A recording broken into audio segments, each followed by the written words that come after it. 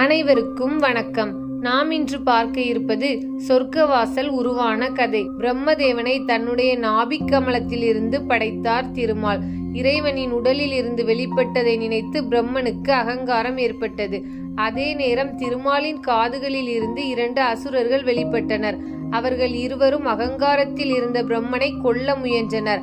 அவர்களை தடுத்து நிறுத்திய திருமால், பிரம்மனை கொல்ல வேண்டாம், உங்களுக்கு வேண்டிய வரத்தை நான் தருகிறேன் என்றார். அதை கேட்ட அசுரர்கள் இருவரும், நீ என்ன எங்களுக்கு வரம் கொடுப்பது, நாங்களே உங்களுக்கு வரம் தருகிறோம் என்றனர்.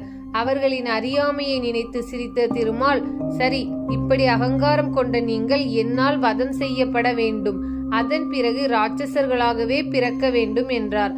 அசுரர்கள் திகைத்தனர். தங்களின் அறியாமையை எண்ணி வருந்தினர். இறைவா, எங்களுக்கு இந்த தண்டனை வேண்டாம், உங்களோடு நாங்கள் 1 மாத காலம் போரிட வேண்டும், அதன் பிறகு வதம் செய்யப்பட்டு சித்தியடைய வேண்டும் என்று திருமாலை வேண்டினர்.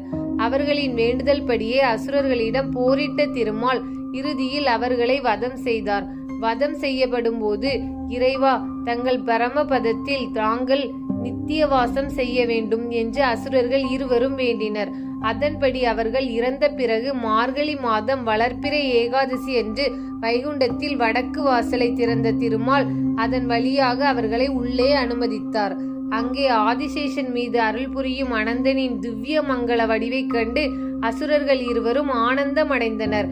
பின்னர் தங்களுக்கு கிடைத்த இந்த பெரும்பேறு உலக மக்கள் அனைவருக்கும் கிடைக்க வேண்டும் என்று நினைத்த அவர்கள், இறைவா, வைகுண்ட ஏகாதசி அன்று உங்களை தரிசிக்கும் அனைவருக்கும் மோட்சம் கிடைக்க வேண்டும் என்று வேண்டினர். அதனை இறைவனும் ஏற்றுக்கொண்டார் என்று புராண கதை ஒன்று சொல்கிறது.